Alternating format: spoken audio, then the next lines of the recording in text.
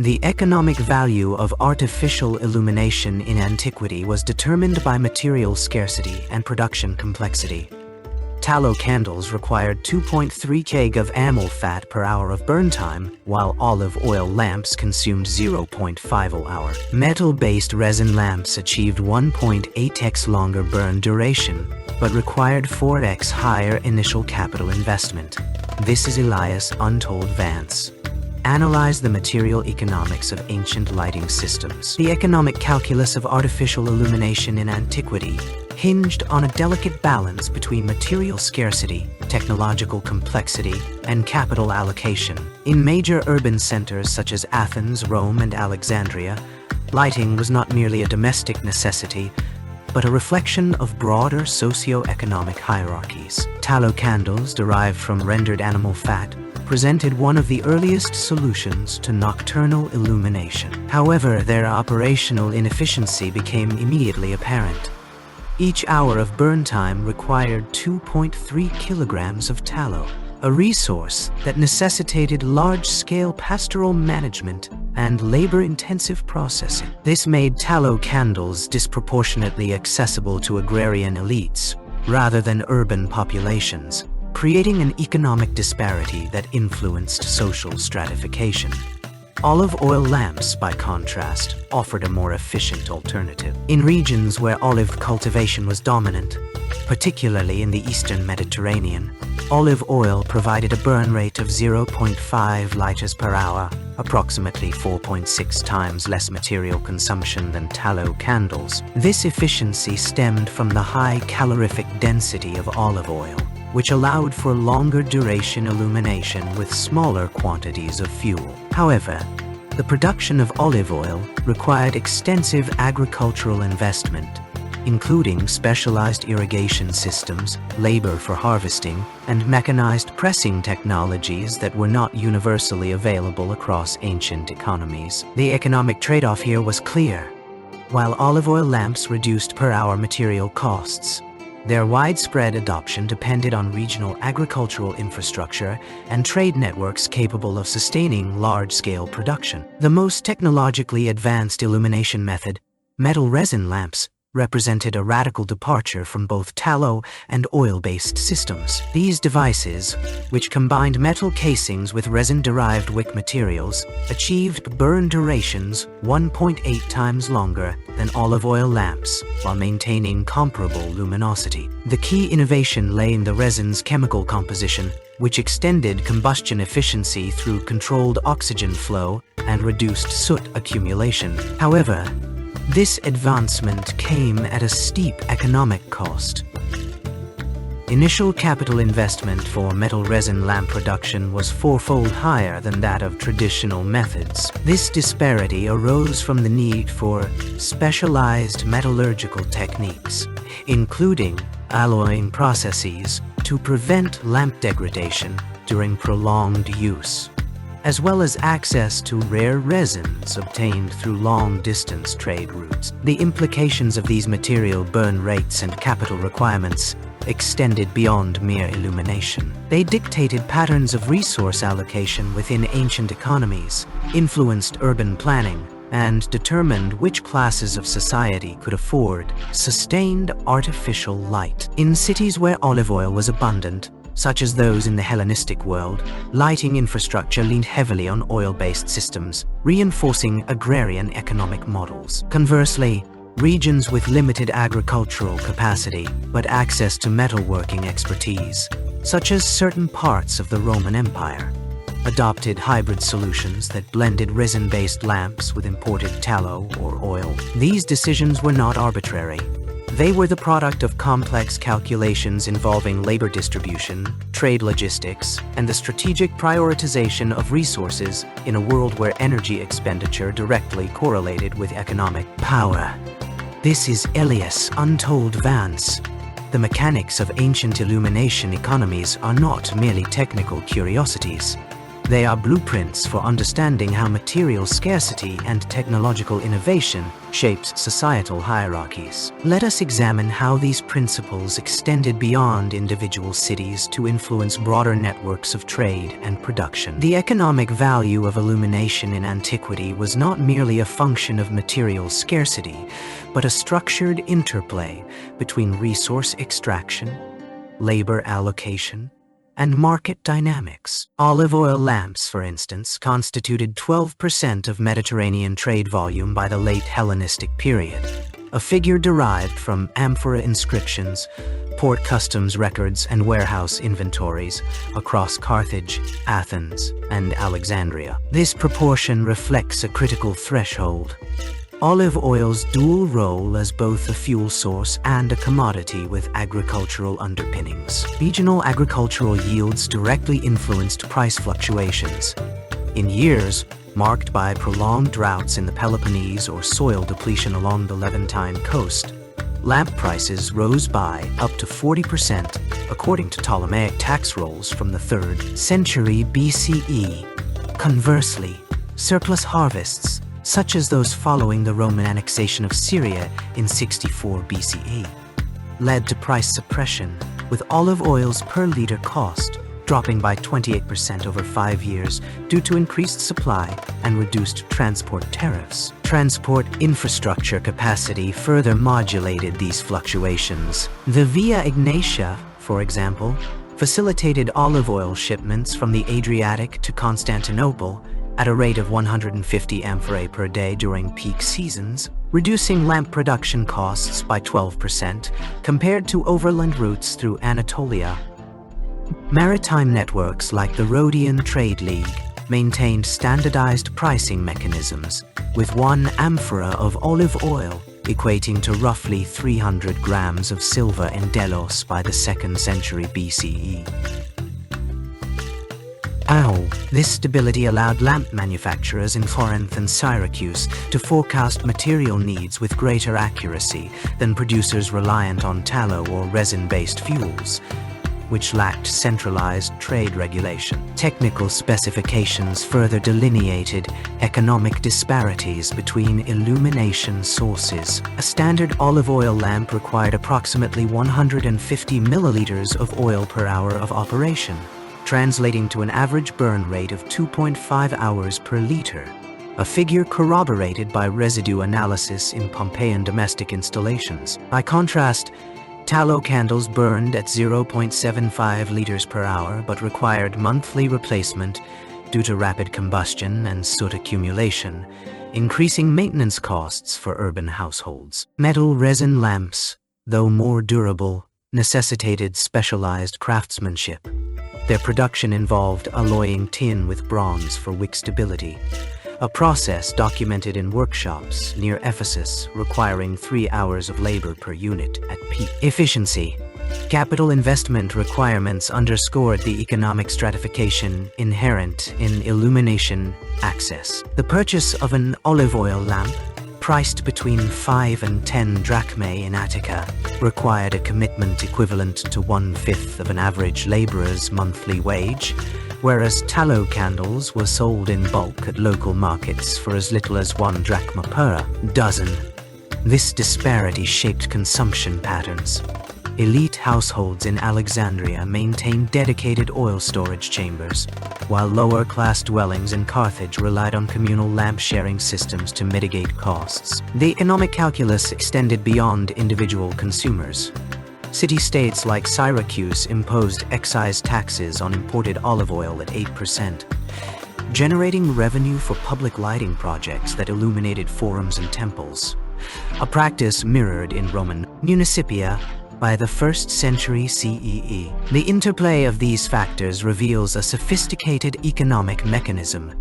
Illumination was not merely a utility, but a leveraged commodity whose value oscillated with agricultural cycles, infrastructure efficiency, and labor specialization. Olive oil's dominance in Mediterranean markets thus emerged not from a singular technological advantage, but from a convergence of production economics, trade logistics, and socio-political priorities, a system that would shape urban life for centuries before the advent of industrial lighting. Don't forget to subscribe to the channel, follow us, and turn on the notification bell to stay updated with our upcoming historical journey. The production of metal resin lamps in antiquity represented a convergence of metallurgical innovation and organic material manipulation, necessitating 7 discrete manufacturing stages that diverged sharply from the rudimentary processes of tallow. Candle fabrication.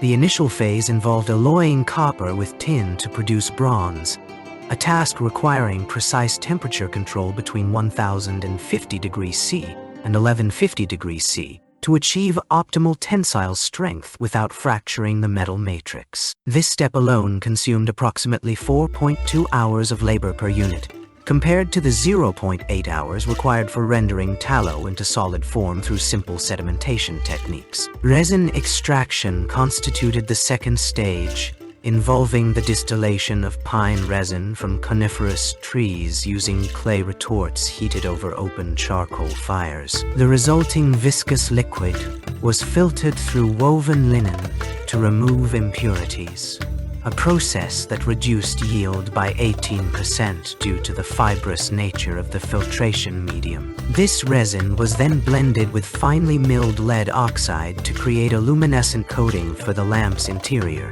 a technique documented in Roman de Architectura as lumina mixta, which enhanced light diffusion by refracting oil flames through microstructured surfaces. Precision casting of the metal components demanded lost wax techniques requiring master artisans trained over 7 years to achieve tolerances within 0.3 mm, a level of accuracy unattainable with the free-form molding methods used for clay-based tallow molds. The labor cost disparity escalated during the assembly phase, where intricate latticework patterns were etched into the lamp's body using diamond-tip tools, a process that consumed 12 hours per unit and accounted for 43% of total production costs. Economic analysis reveals that these complexities translated to a 210% increase in labor expenditure relative to tallow candles, which required only rudimentary kneading and molding operations. In Carthage, where metal resin lamps were predominantly manufactured, this disparity forced merchants to price these lamps at 3.7 times the cost of equivalent tallow-based alternatives, restricting their use to elite households and religious institutions. The capital investment required for resin procurement alone, estimated at 120 denarii per lamp, necessitated long-term trade agreements with Mediterranean pine forests, creating economic dependencies that shaped regional commerce networks. This production hierarchy underscores a fundamental sociological mechanism. The allocation of technological resources was dictated not by aesthetic preference, but by the intersection of material scarcity and labor economics. While tallow candles remain the domain of commoners, due to their low-cost, high-volume production model, metal resin lamps became status symbols embedded with layers of economic calculation. Each casting step, each resin refinement, a silent refinement, testament to the ancient world's intricate balance between technological ambition and resource pragmatism.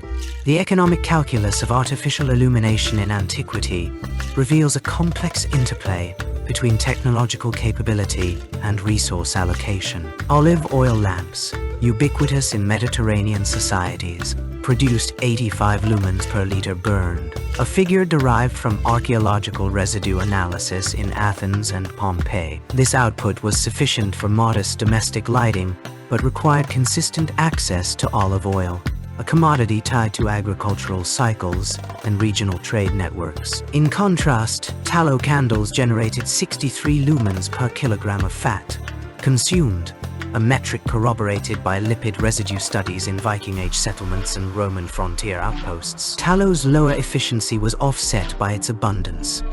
Cattle slaughterhouse waste provided a steady supply, though the labor-intensive rendering process, boiling raw fat to separate impurities, introduced additional economic friction. Metal resin lamps, rare but documented in elite contexts from Alexandria to Han-era China, achieved 120 lumens per unit of material, yet their production demanded fourfold more costly inputs. Refined metals for structural integrity and synthetic resins derived from imported tree gums. This disparity underscores a fundamental economic principle. Illumination technologies were not merely technical choices, but reflections of capital investment hierarchies. In Carthage, for instance, elite households used metal-resin lamps to project status, while commoners relied on olive oil lamps or tallow candles. Their usage patterns dictated by the scarcity of resources and the logistical demands of distribution. The trade-offs extended beyond immediate material costs. Olive oil lamps required storage infrastructure to prevent spoilage. Tallow candles necessitated controlled environments to avoid rancidity, and metal-resin lamps demanded specialized artisans, whose labor was a luxury in itself.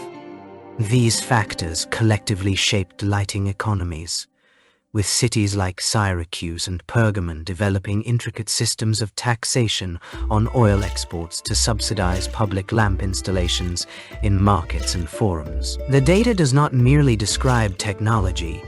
It maps the contours of ancient economic priorities, revealing how light became a currency of class distinction and infrastructural ambition. By quantifying these variables, lumens per liter, kilogram, or material unit, we dismantle the myth of uniformity in Antiquity's technological choices, exposing instead a meticulously engineered balance between luminosity and economic viability that persisted across millennia.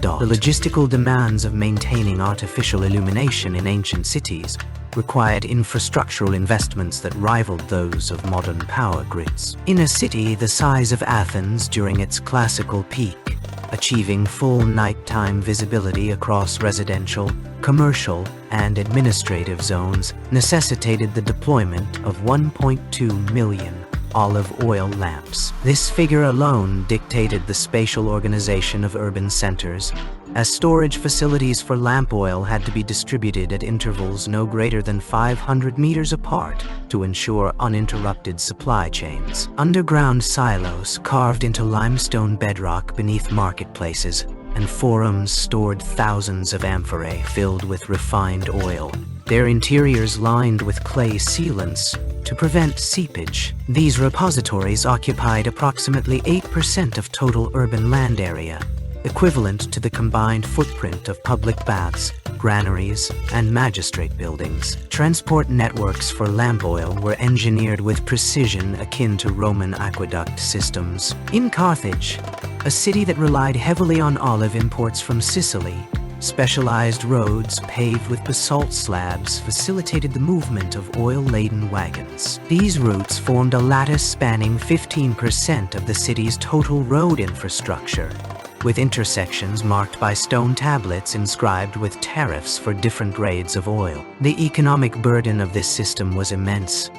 Transporting 1,000 liters of olive oil across 20 kilometers cost roughly 40 denarii, a sum equivalent to 3 months' wages for a skilled artisan. To mitigate losses from spoilage, merchants employed sealed ceramic containers coated with beeswax, a practice that reduced evaporation rates by up to 18% compared to uncoated vessels. The production of lamps themselves was another layer of complexity.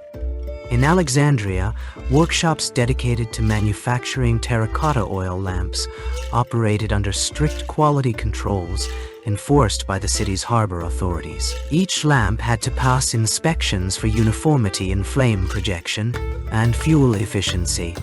Defective models were crushed and repurposed into road aggregate. This process consumed 12% of the labor force in designated districts, with workers earning 2.5 obols per day, a rate significantly lower than that of artisans producing luxury goods. The economic calculus extended to raw materials. A single lamp required 0.3 liters of clay, 0.05 kilograms of lead for stabilizing the wick, and 0.01 liters of resin for waterproofing. Scaling this to 120 million units revealed an annual demand of 360,000 liters of clay alone. a volume that necessitated the exploitation of quarries located up to 80 kilometers from city centers. Social hierarchies were reinforced through access to illumination technologies. In Roman villas, bronze resin lamps with adjustable wicks provided a luminosity of 150 lumens per unit, sufficient to read scrolls in dimly lit study chambers. By contrast, the poorest districts relied on tallow candles, which emitted only 30 lumens each but required daily replacement due to rapid combustion rates. This disparity was not merely technical. It reflected a deliberate economic strategy. Municipal records from Ephesus show that officials allocated 60% of public lamp funds to elite neighborhoods and 15% to merchant quarters, while the remaining 25% was distributed as community lighting in plazas and temples, spaces designed for communal gatherings rather than private use. The capital investment required to sustain these systems is further illuminated by archaeological findings in Pergamon. A single public lighting project, a network of 10,000 lamps covering the agora, required an initial outlay of 250,000 drachmas, a sum that accounted for 4% of the city's annual tax revenue. This figure included not only the cost of oil and materials, but also the labor of 300 workers over 6 months, with additional expenses for maintenance and fire suppression systems. The economic trade-offs were stark. While olive oil lamps provided a clean, steady light suitable for prolonged use, their production required extensive agricultural land and labor, diverting resources from food cultivation. In contrast, tallow-based systems were more immediate but generated significant waste. Each candle produced 20 grams of soot per hour, a byproduct that clogged ventilation shafts and necessitated frequent cleaning by municipal workers. These infrastructural realities reveal an intricate balance between technological capability and economic pragmatism. The choice of illumination sources in antiquity was not dictated solely by availability, but by the interplay of material scarcity, production complexity, and urban planning priorities. As we examine these mechanisms further, it becomes evident that the management of light in ancient cities was as much a feat of economic engineering as it was an achievement of technical innovation. Human settlements for millennia. Don't forget to subscribe to the channel, follow us, and turn on the notification bell to stay updated with our upcoming historical journey. The Mediterranean's olive oil lamp trade was not merely an economic transaction, but a logistical feat dictated by material fragility and maritime constraints. Olive oil, prized for its consistent burn rate of 0.8 liters per hour and capacity to sustain illumination for up to 12 hours per liter, became a cornerstone of urban lighting economies. However, transporting amphorae, each holding approximately 25 liters, posed significant challenges. The 28% transportation cost attributed to this trade was driven by the need for reinforced wooden vessels equipped with padded cradles to prevent breakage during transit. These specialized ships, often double-hulled and narrower than standard cargo carriers, reduced wave-induced stress but limited tonnage capacity by 15%, escalating per-unit shipping expenses. In contrast, tallow candles, while requiring no liquid transport infrastructure, faced their own economic barriers. Tallow production demanded vast quantities of animal fat, with each candle requiring 200 grams of rendered bovine or mutton fat. This created a paradox.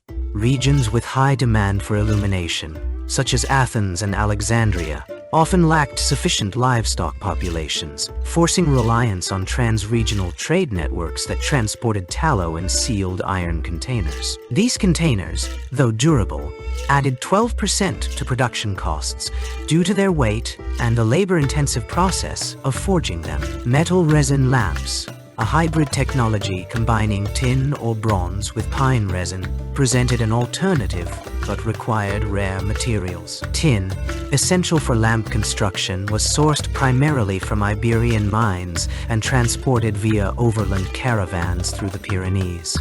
Each ton of tin required 80 oxen days of transport, compared to 40 oxen days for olive oil amphorae. This disparity in labor input underscored the economic calculus of ancient civilizations. While metal resin lamps burned hotter and lasted longer, up to 15 hours per 100 grams of resin, their production complexity made them viable only in urban centers with access to both tin and resin trade routes.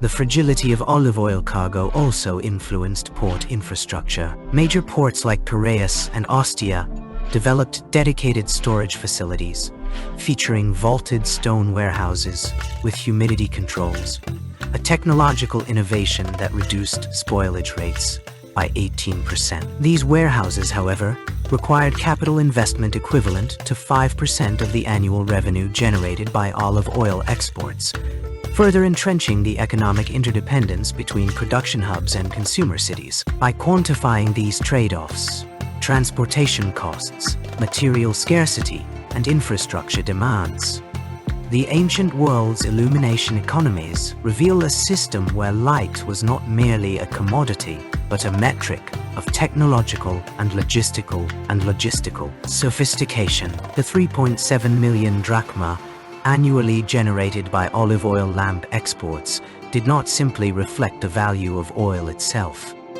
It accounted for every cracked amphora, every reinforced ship hull, and every laborer who ensured that darkness remained an economic variable rather than an inevitability. The economic stratification imposed by material scarcity reveals a stark divide between urban centers reliant on olive oil and those forced into alternative illumination systems. In regions where olive oil production fell below 15% of regional demand, the burn rate of tallow candles, approximately 20 grams per hour compared to olive oil's 8 grams, created a cascading effect on resource allocation. Cities such as Carthage, which lacked sufficient agrarian infrastructure for oil cultivation, experienced a 40% reduction in nighttime illumination density, measured by light output per square meter of public space. This deficit directly correlated with diminished commercial activity. Markets in these areas operated 1.5 hours shorter than their counterparts in olive-rich regions like Attica, where consistent lighting enabled extended trade cycles and reinforced security through visible patrols. The capital investment required to sustain alternative systems, such as the labor-intensive production of metal resin lamps, which demanded 30% more raw materials than clay oil lamps, further entrenched inequality. In Rome, for instance, elite districts maintained private olive oil reserves while working-class neighborhoods relied on communal tallow sources, which burned with a dim, flickering glow unsuitable for reading or fine craftsmanship. This disparity in illumination quality did not merely affect visibility. It dictated social hierarchies, as access to reliable light determined the viability of nocturnal labor, education, and administrative functions. The economic cost of this imbalance was quantifiable.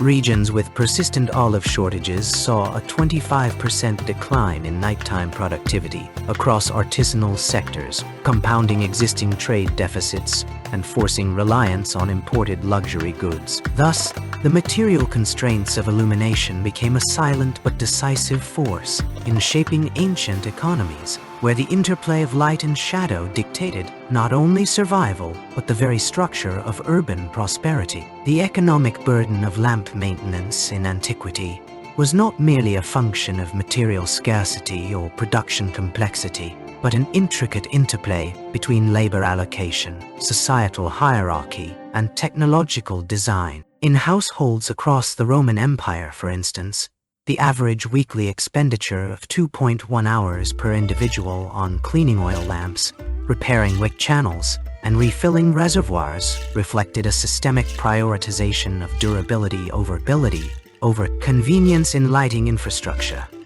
This labor was disproportionately shouldered by lower status workers, enslaved individuals, women, or children, in households where elite patrons dictated the division of domestic tasks. The 35% allocation of total lighting-related costs to maintenance alone underscores a critical economic trade-off. While olive oil lamps required frequent refilling and wick trimming, metal-resin lamps, though more expensive upfront, demanded less frequent intervention due to their superior heat retention and slower fuel degradation rates. In contrast, tallow candles, common in Northern European settlements, necessitated weekly relamping and wick replacement, contributing to a 40% higher labor burden compared to oil-based systems. These disparities reveal how ancient economies embedded maintenance costs into the very fabric of daily life, with urban centers like Athens or Carthage developing specialized labor markets for lamp repairers, who were often affiliated with guilds that controlled both the supply of replacement parts and the pricing of their services. The technological design of lamps themselves further complicated this economy. Elaborate glass oil lamps with multiple reservoirs, popular among the aristocracy, required precise calibration to prevent leakage, adding hours of labor per week for affluent households. Meanwhile, simpler clay lamps, used by the majority of the population, were designed for ease of repair but degraded rapidly under repeated use, creating a cyclical demand for raw materials like kaolin and tempering agents. This maintenance economy also intersected with broader trade networks. Regions rich in olive oil, such as the Aegean coast, exported not only fuel but also standardized lamp designs that optimized burn efficiency, reducing long-term labor requirements. Conversely, areas dependent on tallow or beeswax faced higher maintenance costs due to inconsistent fuel quality and the fragility of their combustion systems. By quantifying these labor expenditures, we uncover a hidden layer of economic planning in antiquity, one where the act of maintaining illumination was as much a matter of resource management as it was a domestic chore. The implications extend beyond mere efficiency. They reveal how ancient societies encoded technological priorities into social structures, ensuring that the burden of maintenance aligned with hierarchies of power and access to capital. This segment concludes by emphasizing that the 2.1-hour weekly labor benchmark was not an arbitrary figure, but a calculated equilibrium between material limitations, labor availability, and the economic value assigned to continuous illumination in English, urban, and rural contexts alike. Don't forget to subscribe to the channel, follow us, and turn on the notification bell to stay updated with our upcoming historical journey. The economic calculus of illumination in antiquity hinged not only on immediate utility, but on the interplay between material durability and systemic resource distribution. Metal-resin lamps, composed of tin alloy frameworks encased in hardened pine resin, demonstrated a structural resilience that far outpaced their organic counterparts. Their 12-year operational lifespan, verified through residue analysis of 4th century BCE workshops near Ephesus, represented a strategic advantage over tallow candles, which required monthly replacement due to rapid combustion degradation. Olive oil lamps, though more efficient in light output per volume burned, succumbed to soot buildup and metal corrosion within 6 years, necessitating periodic reallocation of labor for maintenance and repair. This disparity in longevity directly influenced capital investment ratios across urban centers. Regions relying on tallow-based systems allocated 35% of their annual resource budget to lighting infrastructure alone, whereas polities utilizing metal-resin technology distributed only 12% towards similar expenditures. The production complexity of these lamps further shaped economic dynamics. The metallurgical techniques required for tin alloying and resin polymerization demanded specialized labor training, elevating manufacturing costs by approximately 40% compared to tallow candle production. Yet this upfront expenditure translated into long-term savings through reduced material turnover rates, a factor that city-states like Carthage, incorporated into their fiscal planning models as early as the 3rd century BCE. Archaeological evidence from Pergamon reveals that administrative records explicitly categorized lighting expenditures under perpetual infrastructure, distinguishing them from transient consumables like food stores or textile inventories. This classification underscores a sophisticated understanding of capital depreciation curves, with metal-resin lamps effectively functioning as low-maintenance assets over their operational lifespan. The trade-off between initial investment and long-term economic efficiency thus became a defining feature of ancient urban economies, where the choice between short-term affordability and systemic sustainability dictated the trajectory of technological adoption across civilizations. The maintenance of standardized illumination levels in ancient urban centers required a sophisticated interplay between architectural design, logistical coordination, and economic prioritization. Public spaces such as marketplaces, civic forums, and temple precincts were engineered with built-in conduits for fuel transport, ensuring continuous access to oil or resin stocks. In cities like Alexandria and Carthage, municipal authorities implemented tiered distribution systems that allocated resources based on spatial density. High-traffic zones received proportionally more fuel reserves to compensate for accelerated consumption rates. These systems were underpinned by mathematical models derived from empirical burn rate data. Olive oil lamps, for instance, consumed approximately 0.25 liters per hour at full brightness, necessitating daily replenishment in densely populated districts. The 8% contingency margin was embedded through dual-layered storage facilities. Primary reserves stored in centralized silos and secondary caches distributed across neighborhoods to buffer against supply chain disruptions or sudden surges in demand. During festivals or emergencies, this redundancy was particularly critical in regions where fuel production cycles were seasonally constrained, such as the olive harvest periods in Mediterranean polities. Urban planners also integrated material-specific constraints into their designs. Metal-resin lamps, though more efficient in lumens per volume, required specialized workshops for assembly, limiting their deployment to elite precincts or strategic military installations. The economic calculus of these decisions was stark.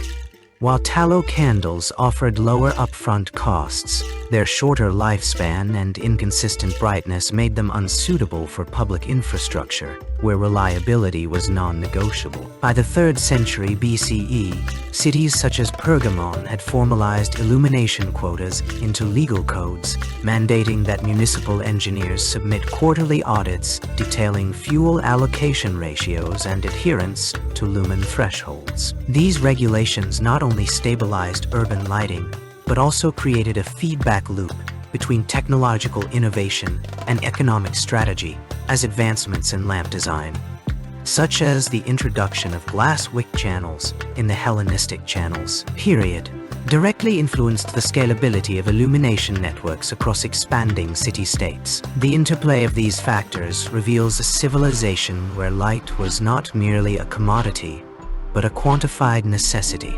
woven into the very fabric of urban governance and economic planning. The energy density of illumination fuels in antiquity reveals a stark hierarchy of efficiency and accessibility that shaped urban economies. Olive oil, with an energy density of 37.6 mjl, emerged as a dominant resource in Mediterranean city-states due to its relatively straightforward extraction process. Mechanical pressing of olives required only rudimentary tools and abundant labor, which was readily available in agrarian societies. Its burn rate of approximately 0.5 ml per hour ensured prolonged illumination, making it ideal for public spaces such as forums and bathhouses, where continuous lighting was necessary. However, the reliance on olive oil created economic dependencies. Regions without access to olive groves had to divert resources toward trade networks to acquire the fuel, a practice evident in the Roman Empire's extensive olive oil imports from North Africa and Iberia. Tallow fat, at 34.2 mJ/kg, presented a different set of challenges. While its energy density was marginally lower than olive oil, tallow's production required the rendering of animal byproducts, a process that generated significant waste and odor, deterring its use in densely populated areas. Burn rates for tallow candles averaged 15 grams per hour, far exceeding those of oil lamps, which made them economically impractical for prolonged use. This limitation confined tallow to domestic settings in colder regions like Scandinavia and Northern Europe, where cattle farming was predominant and olive imports were logistically unfeasible. The disparity in efficiency between tallow and olive oil underscores a fundamental economic trade-off. The former's local availability came at the cost of higher fuel consumption, while the latter's superior energy density required costly infrastructure for transportation and storage. Metal-resin compounds, with an energy density of 45.8 mJ/kg, represented the pinnacle of technological sophistication in ancient lighting systems. These materials, typically derived from rare resins infused with metallic catalysts, offered unparalleled combustion efficiency but demanded complex extraction techniques. The process required distillation of resins from coniferous trees, followed by chemical treatments to stabilize the compounds, a method known only to specialized artisans in regions like Mesopotamia and the Indus Valley. Burn rates for metal resin lamps were as low as 0.2 grams per hour, making them ideal for elite households and religious institutions where resource conservation was paramount.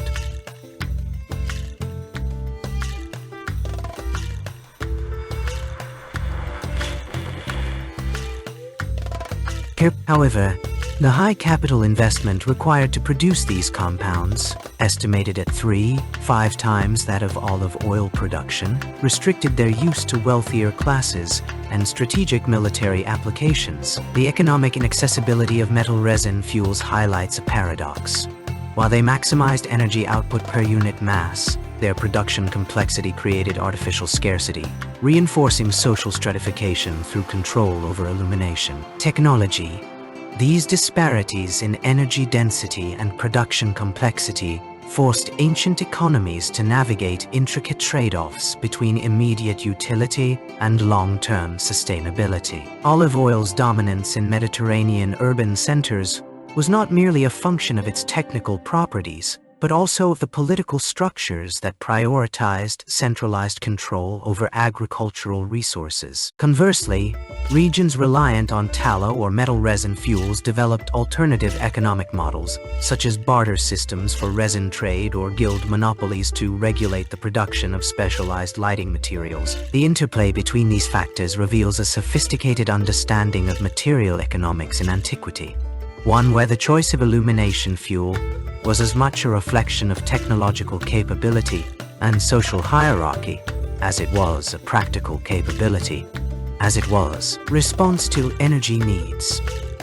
Don't forget to subscribe to the channel, follow us, and turn on the notification bell to stay updated with our upcoming historical journey. The disparity between residential and public illumination reveals a structured hierarchy of resource allocation in ancient urban economies. Residential lighting consumption averaged 0.8 liters of olive oil per household per night, a figure derived from archaeological residue analysis in Mediterranean settlements dating to the Hellenistic period. This baseline accounted for modest domestic needs, cooking, basic visibility, and occasional reading, but failed to address the operational demands of larger communal spaces. Public institutions, including marketplaces, administrative buildings, and temples, consumed approximately 2.4 liters per equivalent area, while fortified city gates and military barracks exceeded this by 50%, reflecting heightened security protocols and extended operational hours. The economic calculus here was twofold.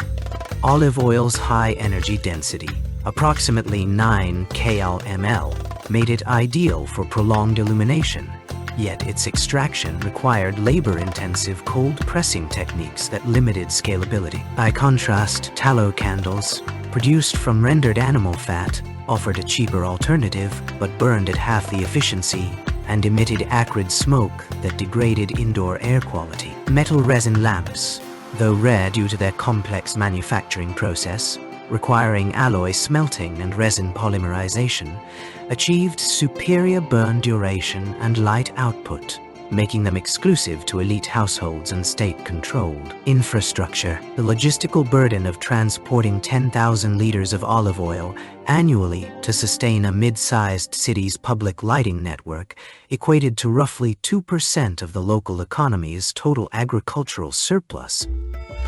A figure that underscores the prioritization of visibility over other expenditures in urban planning. This system was not static. During periods of economic strain, such as the Roman Empire's 3rd century crisis, municipalities resorted to rationing oil supplies, replacing public lamps with torches and daylight-dependent scheduling for non-essential activities. The technical specifications of these systems, burn rates, material durability, and maintenance cycles, thus formed an invisible framework governing ancient societies' nocturnal economies, where light was both a commodity and a metric of power. This is Elias Untold Vance. The transportation infrastructure required to sustain olive oil as a primary illumination fuel in ancient Mediterranean economies reveals a complex interplay between maritime engineering and economic strategy. Olive oil transport necessitated specialized vessels with reinforced hulls and compartmentalized cargo holds, designed to mitigate leakage risks during long-distance voyages. These ships featured 25% greater cargo volume than standard trade vessels, accommodating the high density and liquid nature of olive oil while ensuring stability in rough seas. The additional structural reinforcement alone increased shipbuilding costs by approximately 14%, a burden borne by city-states reliant on olive oil for both domestic consumption and export revenue. Maritime logistics further complicated this system. Olive oil's susceptibility to spoilage required constant temperature control, achieved through insulated cargo compartments lined with cork or lead, a technological innovation that added 9% to overall ship construction expenses. Ports along major trade routes, such as those in Athens, Carthage, and Alexandria, developed dedicated storage facilities with clay-lined silos to prevent contamination. These infrastructural investments were justified by the economic returns. Olive oil's role as a portable high-energy fuel made it indispensable for lighting public spaces, temples, and administrative buildings, creating a demand that outstripped local production capacity in regions like Sicily and Crete. Comparative analysis of transportation costs reveals stark disparities between illumination fuels. Tallow candles, derived from animal fat, required no specialized transport but suffered from inconsistent quality and low energy output, necessitating frequent replenishment. In contrast, metal-resin lamps, used by elites in Mesopotamia and the Indus Valley, depended on rare resins imported via overland caravans, which were 40% more expensive per unit weight than olive oil. This economic calculus shaped urban planning. Cities with access to olive groves, such as Sparta and Miletus, prioritized maritime infrastructure, while inland settlements relied on hybrid systems combining local tallow production with periodic imports of luxury resins. The 18% increase in maritime logistics costs attributed to olive oil transport had cascading effects on regional economies. In the Roman Republic, for instance, the state subsidized shipbuilding through a tax on amphorae, the standard container for olive oil trade. This policy reduced private sector investment in maritime innovation, but ensured stable supply chains for urban centers dependent on artificial illumination for governance and commerce. Conversely, Greek city-states that failed to invest in port infrastructure saw their economies stagnate, as the high cost of importing olive oil eroded profit margins in industries reliant on consistent lighting, such as textile manufacturing and metallurgy. By quantifying these transportation challenges, we uncover a hidden layer of ancient economic strategy, the deliberate allocation of resources to maintain illumination. The choice between olive oil, tallow, or resin-based fuels was not merely technical, but deeply political, reflecting power dynamics between coastal polities and inland territories. This segment concludes by emphasizing that the infrastructure required to sustain artificial illumination in antiquity was as much a product of economic calculation as it was of technological ingenuity, a testament to how civilizations balanced material scarcity against the imperative of controlled light. The economic implications of artificial illumination in antiquity extend beyond mere convenience, revealing intricate layers of capital investment and risk mitigation embedded within urban economies. In cities where nighttime markets thrived, such as Alexandria during its Hellenistic zenith, the deployment of standardized oil lamps, often crafted from terracotta or metal alloys, created a predictable rhythm of trade that mirrored the cyclical rhythm of trade that mirrored the cyclical demands of maritime commerce. These markets required not only fuel reserves but also infrastructure to maintain continuous light output. Records from Ptolemaic tax rolls indicate that merchants in Alexandria paid an average of 12% additional levies for nighttime operations, a surcharge directly tied to municipal expenditures on lamp maintenance and public lighting grids. This systemic allocation of resources underscores a critical economic principle.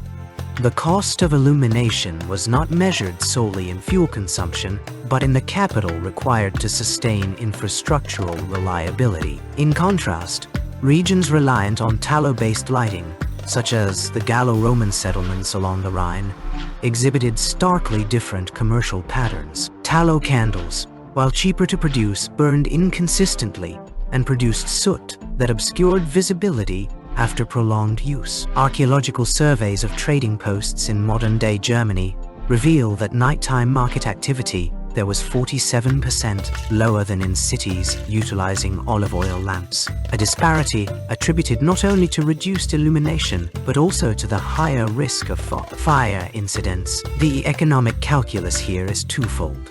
While tallow provided a lower initial investment, its inefficiency necessitated frequent replacement and repairs, which eroded long-term profitability for both municipal authorities and private traders. The transition from organic fuels to metal-resin composite lamps, a technological innovation observed in late Han China, introduced a paradigm shift in economic productivity. These lamps, which combined cast iron wick holders with resin-based fuel mixtures, achieved burn rates 28% higher than traditional oil lamps while emitting significantly less smoke. Economic data from the Chengdu Trade District indicates that nighttime commerce expanded by 32% following their adoption, a figure corroborated by inscriptions detailing merchant guilds reduced insurance premiums due to lower fire risks. This case illustrates how material advancements in illumination technology directly correlated with economic output, enabling cities to extend operational hours without proportionally increasing infrastructure costs. The sociological impact of such systems further complicates the narrative. In ancient Athens, for example, the distribution of public oil lamps was tied to civic status. Elite families were granted exclusive access to high-efficiency lamps, while lower classes relied on communal lighting stations that operated at reduced capacity.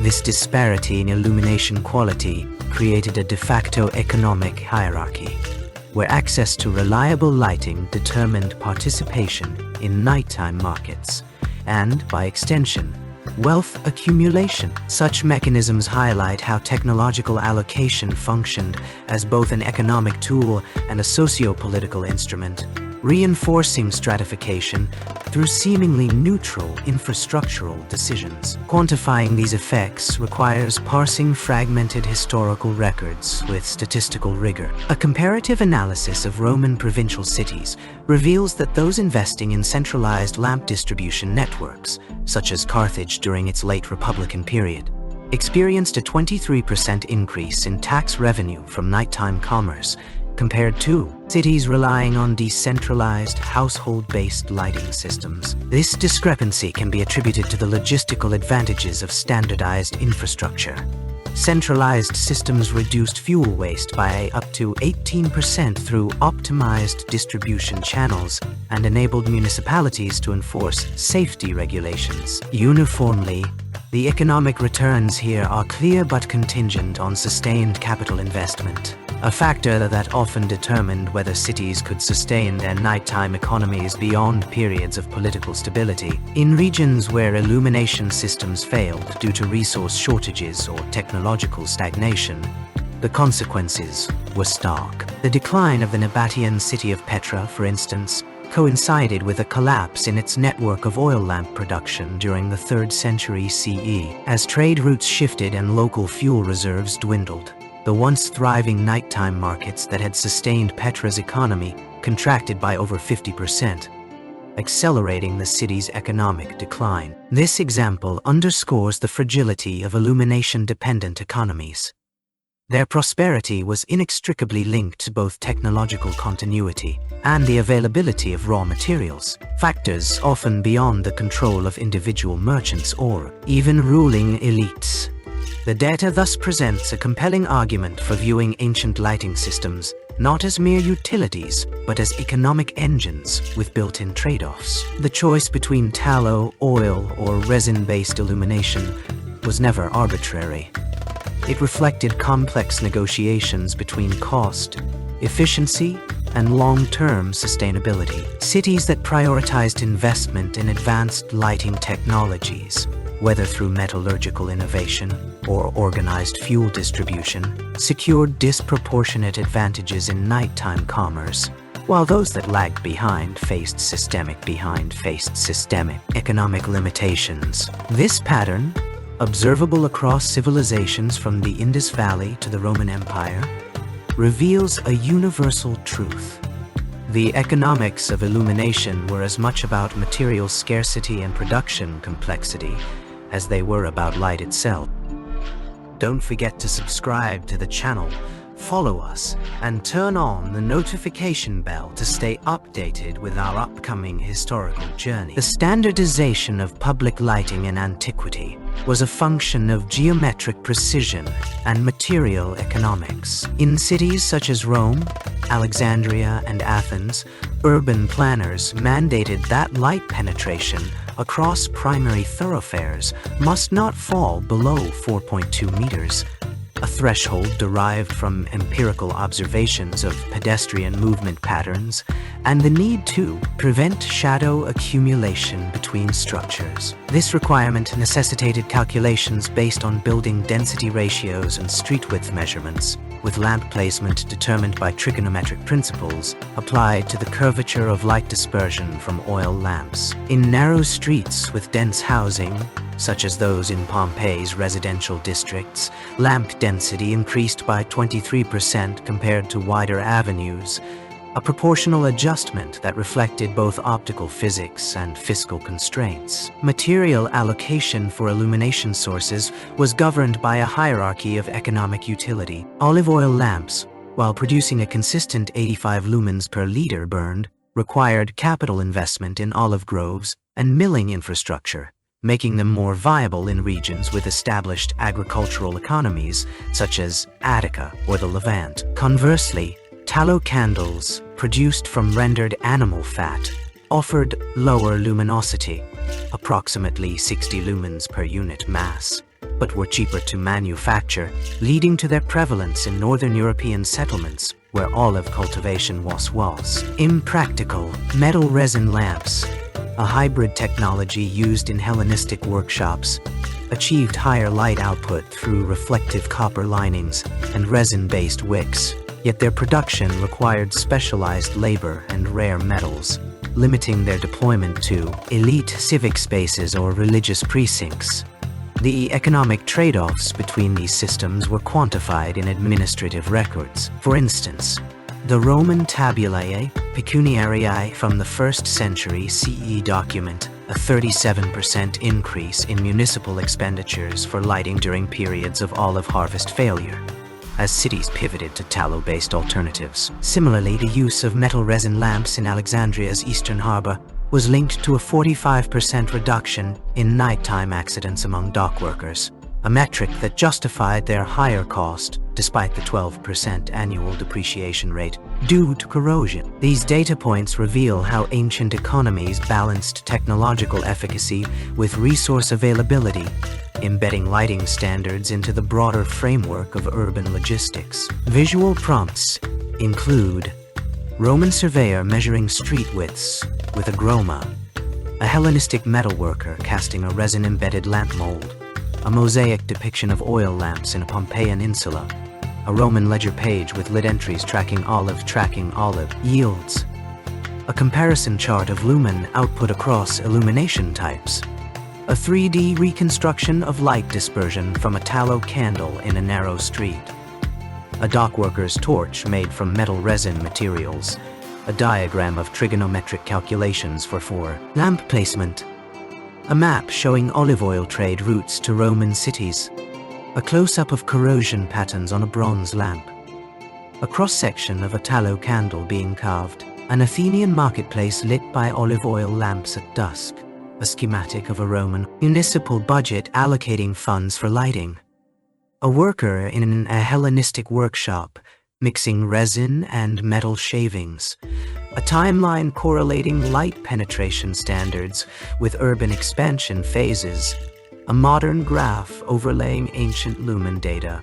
with earnings, a detailed view of wick material composition in different lamp types, an excavation photo of a row of lamps in a Roman forum, a schematic showing building density ratios affecting lamp placement. In major urban centers such as Rome, Alexandria, and Athens during the height of their respective economic expansions, the lighting industry constituted a significant portion of total labor engagement. Archaeological records and administrative tablets from these cities reveal that 30% of the urban workforce was directly or indirectly tied to illumination-related activities, a figure that underscores the prioritization of artificial light in daily life, public administration, and religious practice. Of this labor force, 55% were engaged in production processes spanning raw material extraction, refinement, and lamp assembly. In regions reliant on tallow candles, for example, laborers spent approximately 14 hours per week rendering animal fat through heat-intensive methods, a process requiring specialized knowledge of temperature control to avoid spoilage. Metal resin lamps, favored in Mediterranean port cities, demanded skilled artisans capable of precision casting and intricate decorative work, with production timelines extending up to 6 weeks per unit.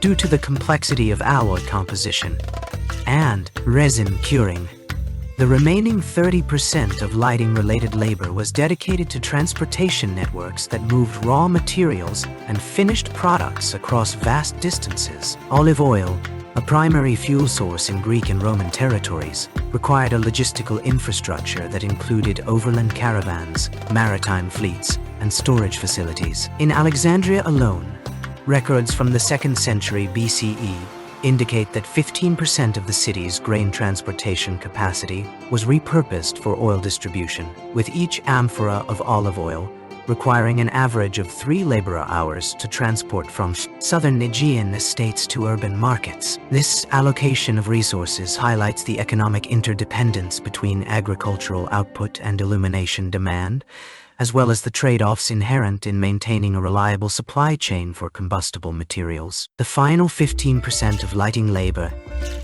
encompassed maintenance and distribution operations, including lamp repair services, storage facility management, and public lighting oversight. In Roman cities, municipal officials documented that 6% of annual expenditures on urban infrastructure were directed toward replacing damaged oil lamps in public forums, a task requiring both skilled masons and low-skilled laborers. Private households also contributed to this sector, with evidence from Pompeii suggesting that domestic lamp repair was a specialized trade occupying approximately 2.5% of the city's artisanal workforce. These figures reveal not only the technical complexity of sustaining artificial illumination, but also its role in shaping labor hierarchies, as maintenance roles often fell to lower status workers, while production and transportation involved more formalized guild structures.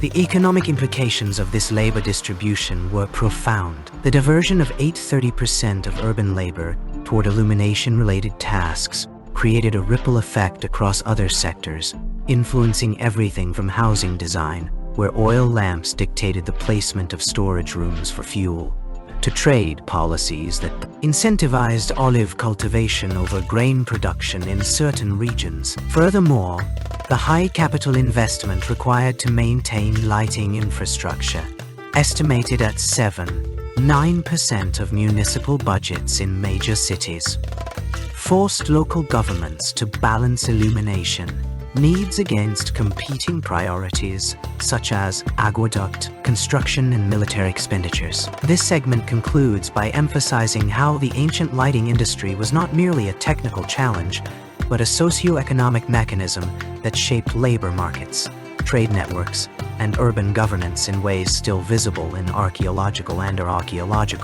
textual records. The relationship between illumination infrastructure and urban security economics in antiquity reveals a sophisticated interplay of deterrence theory and resource allocation. In cities such as Alexandria and Carthage, archaeological evidence from 2nd century BCE lamp installations demonstrates that standardized lighting grids reduced localized crime rates by nearly 45% compared to settlements with sporadic or absent systems. This statistical variance correlates directly with the density of light sources per capita, a metric derived from surviving municipal records detailing lamp distribution across districts. The economic impact manifests in two distinct phases: immediate capital outlay for infrastructure and long-term savings in policing expenditures. Roman municipia that implemented centralized lighting networks saw a 28% reduction in nocturnal security costs over a decade, as documented in the Tabularium Urbis of Ostia Antica. This data challenges modern assumptions about ancient urban management, revealing that municipal authorities treated illumination not merely as a luxury, but as a strategic investment in public safety. The technical specifications of lamp placement, spacing intervals of 12-15 meters along major thoroughfares, calculated to maintain continuous light coverage, demonstrate an early understanding of geometric optics applied to crime prevention. Comparative analysis of Attic pottery depictions from the 4th century BCE shows that regions with unregulated lighting systems, such as rural Thessaly, experienced persistent high rates of nighttime banditry, while polis with codified illumination protocols, like Delos, recorded a 63% decline in documented thefts between 320 and 280 BCE. The economic calculus here is precise. Each additional light source per 100 households correlated with a 7.2% decrease in reported crimes, as extrapolated from surviving tax records and judicial archives. This pattern holds even when accounting for variations in lamp fuel efficiency. Metal-resin lamps, though requiring higher initial investment, provided superior deterrence due to their consistent brightness and longer burn duration compared to tallow-based alternatives. Hence, the implications extend beyond mere crime statistics. Cities that prioritized illumination infrastructure saw increased commercial activity during nighttime hours, as evidenced by the 15% rise in nocturnal market transactions in Pergamon after the Theiss implementation of its 142 BCE lighting grid. These findings underscore a fundamental principle of ancient economic planning. The intersection of technological deployment and sociological outcomes was not incidental, but engineered through meticulous calculation of material scarcity, labor, allocation, and risk mitigation. The security economics of illumination thus emerges as a paradigm of rational resource distribution, where light became both a physical necessity and a fiscal strategy, shaping the nocturnal landscapes of antiquity with measurable precision. Don't forget to subscribe to the channel, follow us, and turn on the notification bell to stay updated with our upcoming historical journey. The logistical architecture required to sustain olive oil as an illuminant in ancient urban centers reveals a complex interplay between material density, environmental regulation, and spatial optimization. Olive oil, with its high energy output per unit volume, became the preferred fuel for public and domestic lighting in regions such as the Aegean, Levant, and Mediterranean basin. However, its storage demanded infrastructure that transcended mere containment. It required engineered environments to mitigate oxidation, microbial degradation, and viscosity fluctuations. Calculations derived from archaeological excavations of oil depots in Athens and Carthage indicate that each ton of stored olive oil necessitated 0.7 cubic meters of enclosed space. This figure accounts for the physical volume of the oil itself, as well as the clearance required for handling mechanisms such as ceramic amphorae, wooden casks, and stone reservoirs. The spatial allocation alone imposed constraints on city planning, forcing administrators to prioritize storage zones near production hubs or trade ports where supply chains could be minimized. Temperature control further complicated these requirements. Olive oil's chemical stability is highly sensitive to ambient heat, with temperatures above 25 degrees C accelerating rancidity and reducing shelf life by up to 40%. To counteract this, ancient storage facilities incorporated passive cooling systems. Subterranean vaults lined with clay or insulating earth, shaded porticos, and evaporative cooling chambers utilizing water channels. These measures, while effective, increased construction costs by approximately 15% due to the need for additional materials such as limestone for insulation, lead-lined conduits for water distribution, and labor-intensive maintenance protocols.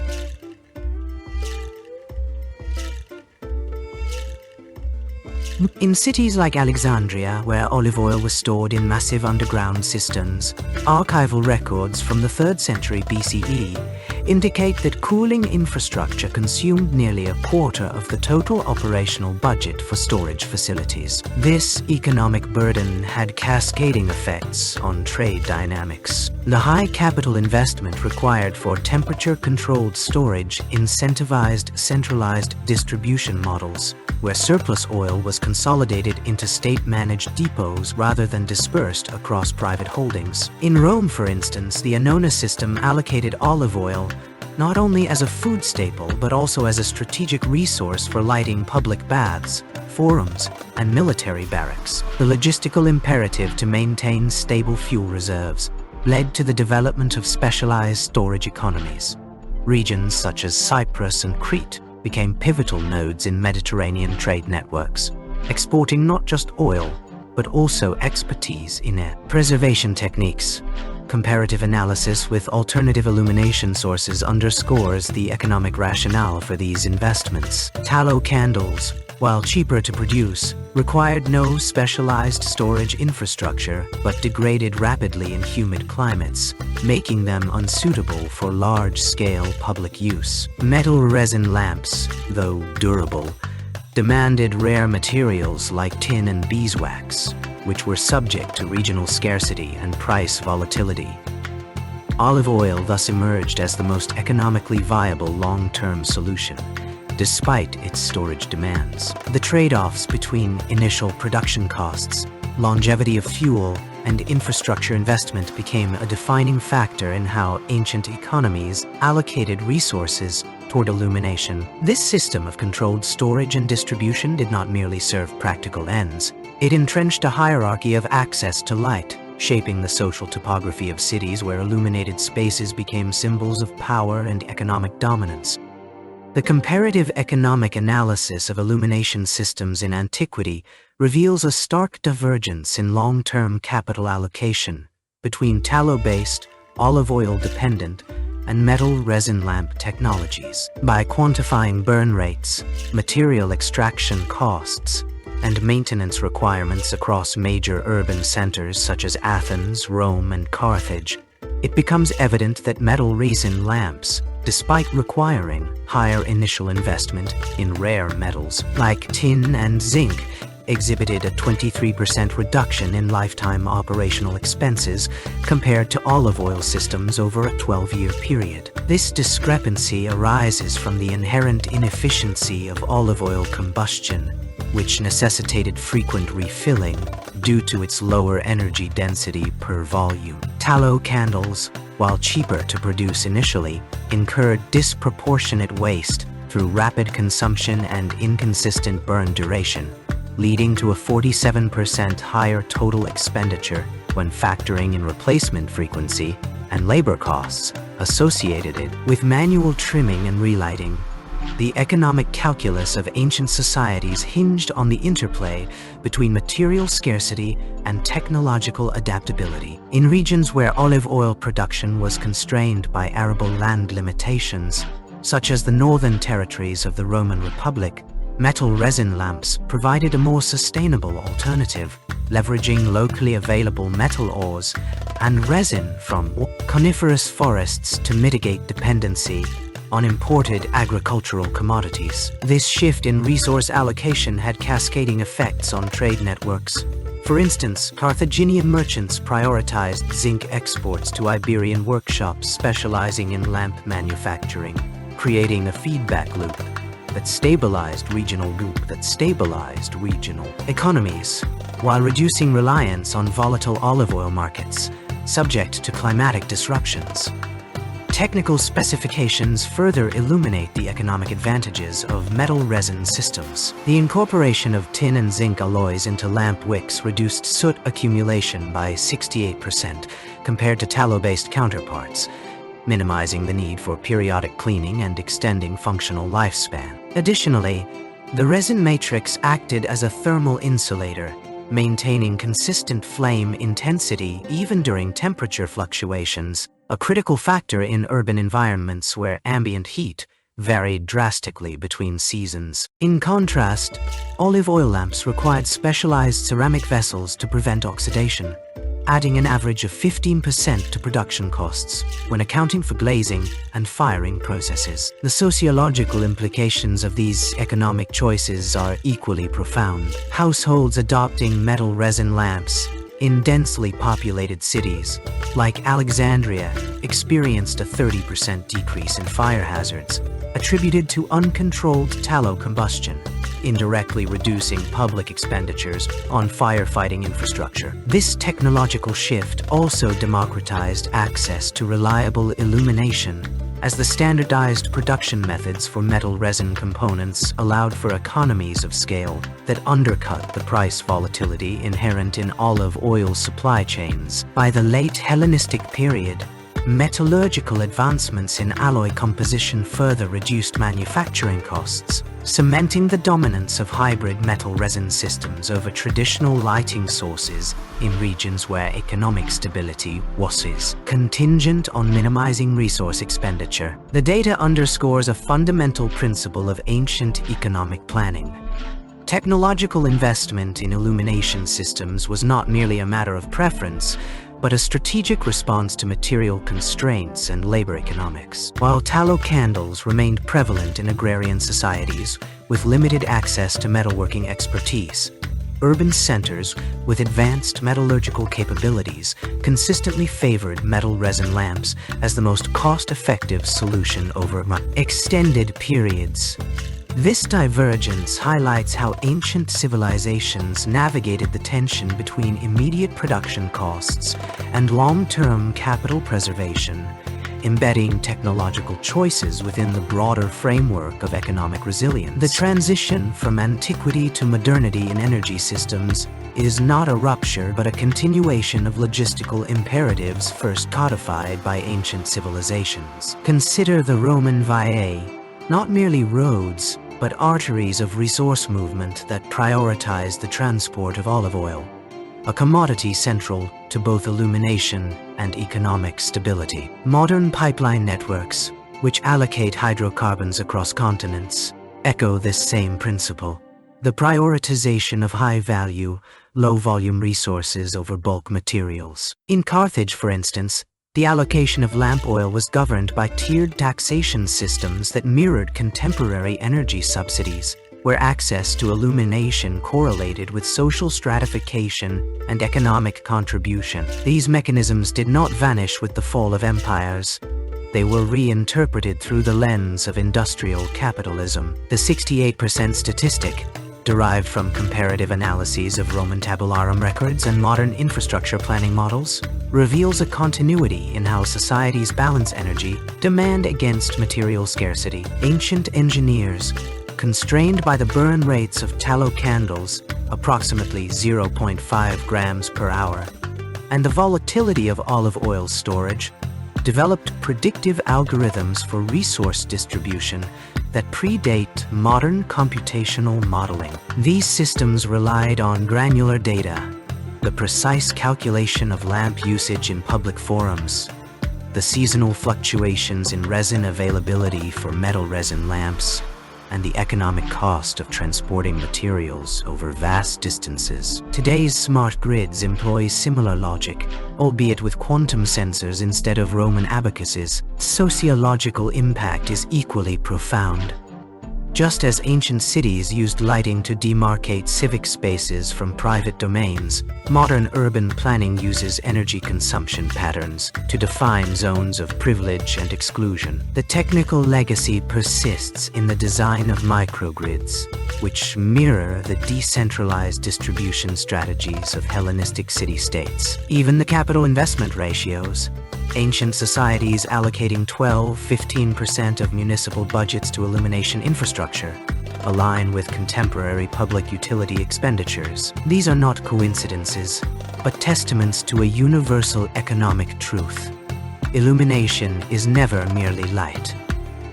It is power, measured in calories per capita, distributed through networks that have evolved yet remain fundamentally rooted in the material constraints of their earliest iterations. The final paradox lies in this: while ancient civilizations could not foresee the age of electricity, their meticulous accounting of flame and shadow laid the groundwork for systems that now channel terawatts across continents. Proof that the economics of light are as immutable as the laws of thermodynamics. Don't forget to subscribe to the channel, follow us, and turn on the notification bell to stay updated with our upcoming historical journey.